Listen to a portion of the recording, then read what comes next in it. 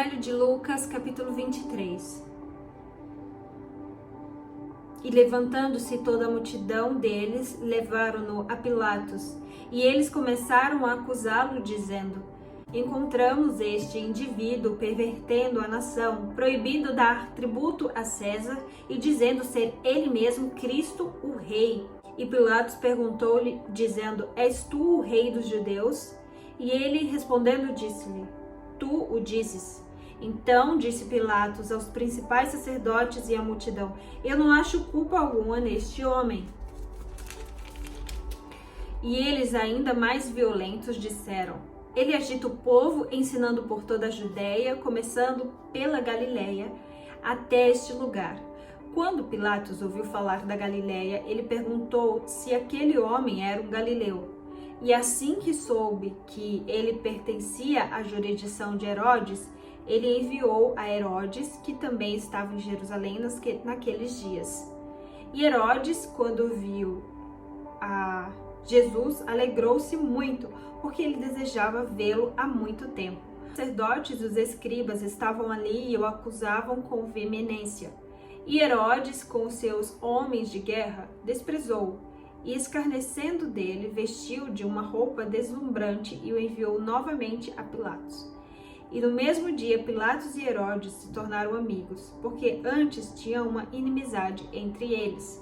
E Pilatos, chamando os principais sacerdotes e governantes do povo, disse-lhes: trouxeram-me este homem como pervertedor do povo,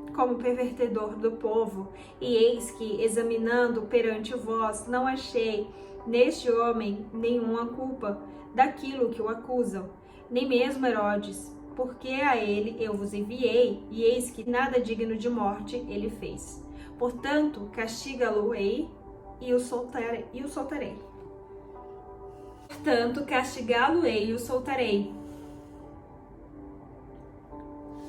E gritaram todos juntos, dizendo: fora daqui com este homem, solta-nos Barrabás. Novamente Pilatos falou, querendo soltar Jesus, mas eles gritavam, dizendo: crucifica-o, crucifica-o. E ele lhes disse pela terceira vez: porque mal ele fez. Porque que mal ele fez? Não achei nele culpa de morte, portanto castigá-lo-ei e o soltarei. E eles insistiram em voz alta, requerendo para que pudesse ser crucificado. E as suas vozes e os dos principais sacerdotes prevaleceram. E Pilatos deu sentença que deveria ser como eles exigiam. E soltou-lhes o que fora lançado na prisão por uma rebelião e assassinato, que era Barrabás. Mas entregou Jesus à vontade deles. E quando o conduziam, eles pegaram um certo Simão Cirineu, que vinha do campo, e colocaram nele a cruz para que ele pudesse carregá-la após Jesus. E seguia-o uma grande multidão de povo e de mulheres que também pranteavam e lamentavam por ele. Mas Jesus, voltando-se para elas, disse: filhas de Jerusalém, não chores por mim, mas chorai por vós mesmas e por vossos filhos, porque eis que dias virão em que dirão: abençoadas são as estéreis e os ventres que nunca geraram e os peitos que nunca amamentaram. Começaram a dizer para os montes: caiam sobre nós, e aos outeiros cubram-nos. Pois se eles fazem estas coisas com árvores verdes, o que se fará no seco? E havia também outros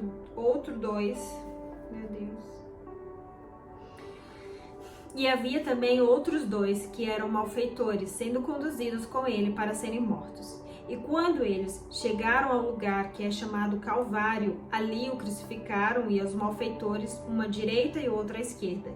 Então Jesus disse: Pai, perdoa-lhes, porque eles não sabem o que fazem. E repartindo as suas vestes, lançaram a sorte. E o povo ficou parado e olhando, e também os governantes o ridicularizavam, dizendo: ele salvou os outros, Salve-se a si mesmo, se é o Cristo escolhido de Deus. E também os soldados zombavam dele, chegando-se a ele, oferecendo-lhe vinagre e dizendo: se tu és o rei dos judeus, salva-te a ti mesmo. E também havia uma inscrição em cima dele que dizia: este é o rei dos judeus, em hebraico. Acima dele, em letras de grego e latim e hebraico: este é o rei dos judeus. E um dos malfeitores que estavam pendurado, enfurecido, dizia: se tu és o Cristo, salva-te a ti mesmo e a nós. Mas o outro, respondendo, repreendia-o, dizendo: tu nem mesmo temes a Deus, estando na mesma condição? Porque nós, em verdade, padecemos, justamente, pois nós recebemos a devida recompensa dos vossos atos. Mas este homem nada fez de errado. E ele disse a Jesus: Senhor, lembra-te de mim quando tu vieres em teu reino. E Jesus disse: verdadeiramente eu te digo, neste dia tu estarás comigo no paraíso. E era já quase a hora sexta, e houve trevas sobre toda a terra até a hora nona. E o sol se escureceu, e o véu do templo rasgou-se ao meio. E Jesus, gritando em voz alta, disse: Pai, nas tuas mãos eu entrego meu espírito. E tendo dito isso, ele se deu ao espírito. Ora, quando o centurião viu o que estava feito, ele glorificou a Deus, dizendo: certamente este era um homem justo. E toda a multidão que se ajuntara para observar, vendo as coisas que estavam feitas, retornavam batendo no peito. E todos os seus conhecidos e as mulheres que haviam seguido desde a Galileia estavam de longe vendo estas coisas. E eis que havia um homem de nome José, um conselheiro, e ele era um homem bom e justo, que não tinha consentido no conselho e nos atos deles. E ele era de Arimateia, cidade dos judeus. E ele também esperava o reino de Deus. Então, este homem foi a Pilatos e implorou o corpo de Jesus. E, havendo-o tirado, o envolveu em um pano de linho e o deitou em um sepulcro lavrado na rocha, onde nenhum homem ainda tinha sido posto. E era o dia da preparação, e ia começar o Shabat. E as mulheres que tinham vindo com ele da Galileia o seguiram também. E viram o sepulcro e como foi posto o seu corpo. E elas, retornando, prepararam uma espécie de ungimento no dia do Shabat, repousaram conforme o mandamento.